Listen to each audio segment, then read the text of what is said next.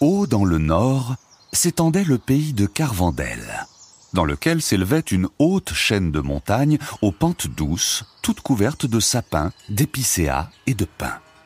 L'été, on montait vaches et moutons au pâturage. L'hiver, on attendait le retour du soleil en se racontant des histoires venues d'autres temps. À l'ombre des montagnes, un château avait été construit. Ses hautes tours dominaient la forêt, permettant de contempler le pays environnant. Les barons de Carvandel y siégeaient depuis des générations, le père laissant sa place au fils et ainsi de suite, sans aucune interruption.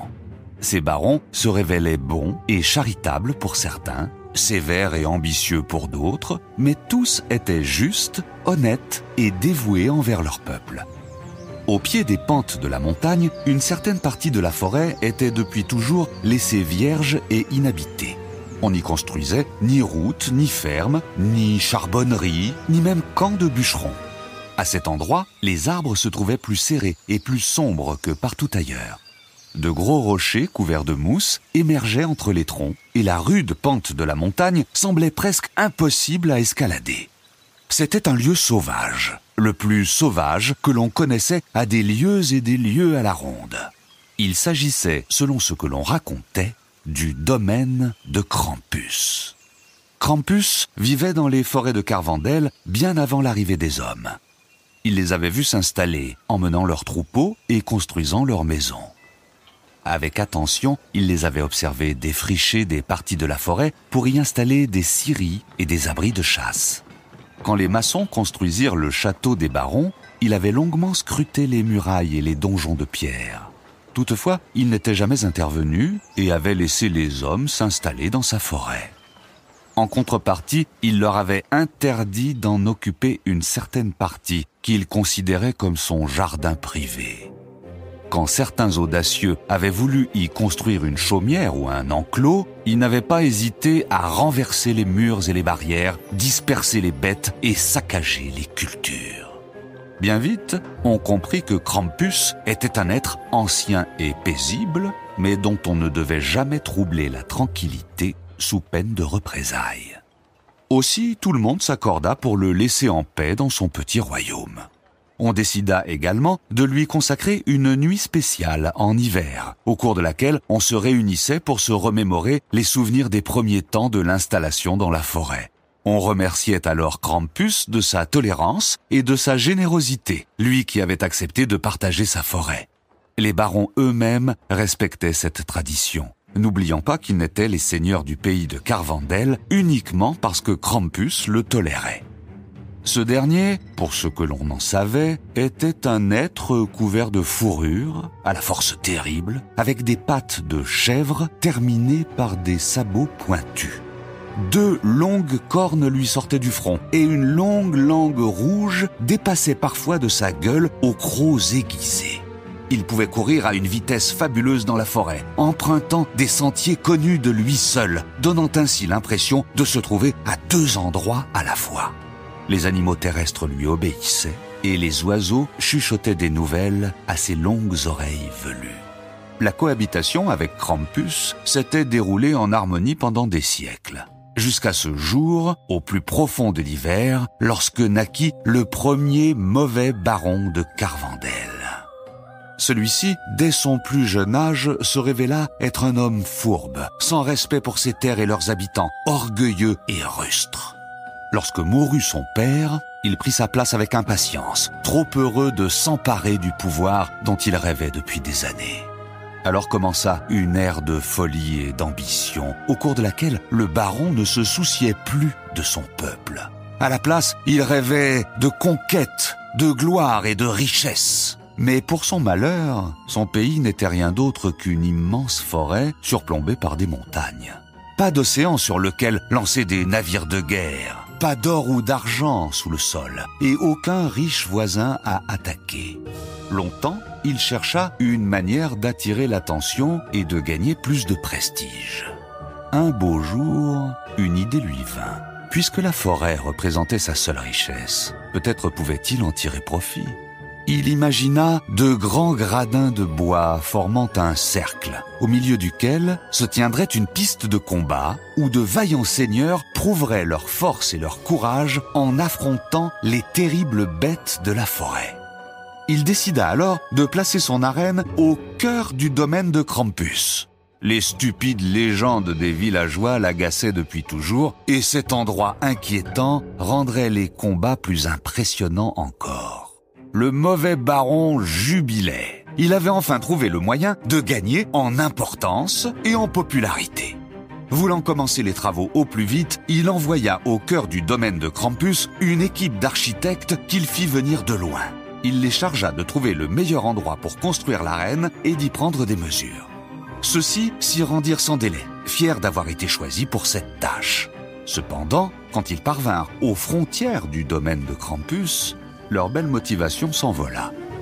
Devant les arbres aux épines serrées et les très anciens rochers moussus, ils durent prendre leur courage à deux mains pour ne pas faire demi-tour. Pensant au baron et à la récompense promise, ils entrèrent malgré tout dans le domaine de Krampus. Avançant à petits pas, guettant autour d'eux d'étranges bruits, ils s'avancèrent silencieusement, nerveux et apeurés. Après quelques heures de recherche, ils tombèrent d'accord sur une clairière suffisamment large pour y élever les gradins et la piste. Ils se mirent alors au travail, sortant leurs outils de mesure, notant scrupuleusement leurs observations sur des feuilles de parchemin. Enfin, voyant la nuit tomber, ils rentrèrent aussi vite que possible au château du baron. Celui-ci les attendait, impatient. Les architectes se présentèrent à lui et lui racontèrent leur expédition. Au moment où ils voulurent lui montrer les notes et les observations, ils se tournèrent vers celui d'entre eux à qui ils avaient confié les parchemins. Celui-ci fouilla son sac, mais ne put retrouver quoi que ce soit.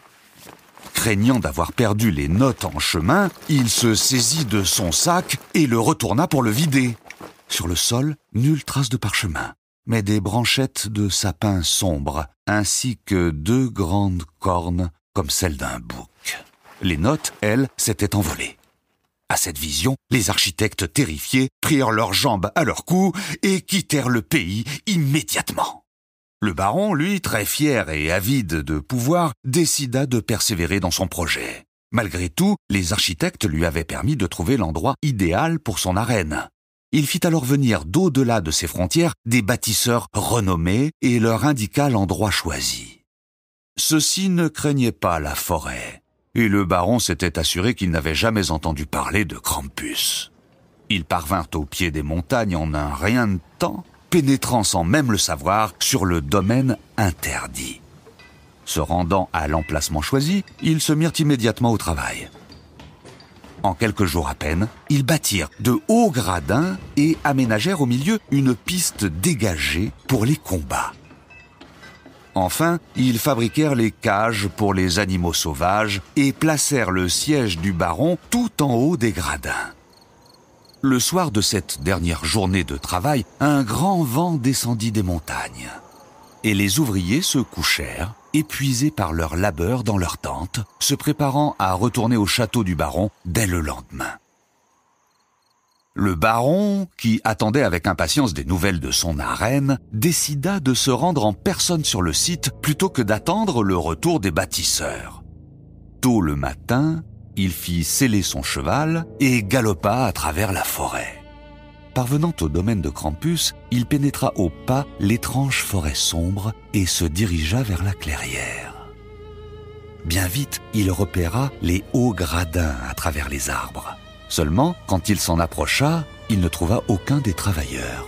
Entrant alors dans l'arène, le baron se retrouva devant un incroyable spectacle. Les gradins tout autour de lui étaient remplis des bêtes de la forêt. Ours, cerfs, faisans, lapins, perdrix et blaireaux, assis, observant le baron en silence. Au milieu de la piste se trouvait le siège du seigneur que les ouvriers avaient pourtant placé tout en haut des marches. Et dans les cages réservées aux animaux se trouvaient emprisonnés les bâtisseurs. Terrifié, le baron sauta sur son cheval et repartit au galop vers son château. Il envoya immédiatement sa garde sur le lieu de l'arène. Celle-ci délivra les bâtisseurs toujours enfermés et replaça le siège en haut des gradins, mais ne vit aucun animal sur les marches. Suite à ce prodige, le baron, effrayé, décida malgré tout de mener son plan à terme. Si ce Krampus, dont parlaient les stupides rumeurs des villageois, voulait le défier, il trouverait à qui parler. Il fit alors crier partout que le baron de Carvendel organisait un grand tournoi au cours duquel les guerriers et les braves étaient conviés pour prouver leur force et leur courage contre de terribles bêtes sauvages. L'annonce eut un grand succès. Et pour signer sa provocation, il décréta que la joute aurait lieu à la date précise de la nuit de Krampus. Entendant l'annonce, des dizaines de seigneurs et d'aventuriers voisins se précipitèrent en Carvendel, pressés de gagner gloire et renommée. La date du tournoi arriva enfin. La clairière regorgeait de monde et un petit marché s'était même installé aux abords de l'arène. Les spectateurs venaient de loin. Marchands étrangers, guerriers, dames, ménestrels, badauds, seigneurs de pays lointains, tous étaient venus spécialement pour l'occasion. Enfin, on sonna le début des combats. Un grand guerrier, venu de loin, descendit sur la piste. On ouvrit alors une cage et un ours brun fut lâché. Le guerrier leva son arme, prêt à entamer le combat. Mais l'ours, au lieu de l'affronter, s'assit et se lécha la patte sans même accorder un regard aux combattants. La déception fut grande dans les gradins. On tenta de forcer l'ours à se défendre en le piquant avec une lance, mais celui-ci se leva, marcha quelques pas, puis se rassit. À bout de patience, le guerrier réputé se saisit alors de son arme et abattit l'ours sans combattre. Puis il brandit sa lame et la foule l'acclama. Un autre prit immédiatement sa place pour affronter un énorme loup gris qui ne se montra pas plus combatif. Le nouveau participant, ayant assisté au comportement de l'ours, agit de la même manière que le premier guerrier. La journée s'écoula ainsi, et beaucoup de bêtes furent tuées sans se défendre, sous les applaudissements de la foule. Tout à leur joie, personne ne remarqua qu'à chaque triste victoire, de longs grognements semblaient monter d'entre les arbres, et pas un seul ne remarqua les étranges yeux qui semblaient s'allumer dans la forêt. Quand vint le soir, et que toutes les bêtes furent abattues, un grand banquet eut lieu. On y dansa et on y chanta, et chacun loua le baron pour ce superbe événement. Au plus fort de la fête, ce dernier se leva, monta sur une estrade et brandit sa coupe. Il célébra alors la valeur et le courage des participants, remercia les spectateurs de marque qui s'étaient déplacés pour assister au combat. Sous les acclamations, il déclara que cette journée serait reproduite tous les ans à la même date. Ce fut à cet instant précis que la fête prit une tournure inattendue. Une grande bourrasque balaya toute l'assemblée et toutes les chandelles s'éteignirent. Paniqués, les convives criaient, se cognaient les uns aux autres. Entre les arbres, on entendit des hurlements furieux de bêtes sauvages. Enfin, un marchand ralluma une torche et s'en servit pour ramener la lumière à la clairière. On put de nouveau y voir et on constata alors que le baron avait disparu. On eut beau le chercher partout, le seigneur du pays de Carvendel s'était envolé. Tout ce que l'on put trouver au milieu des tables renversées et au pied de l'estrade, ce furent de larges traces de sabots pointus qui se dirigeaient vers la forêt. Les arènes furent entièrement démontées dès le lendemain, et plus jamais personne n'osa s'aventurer sur le domaine de Krampus.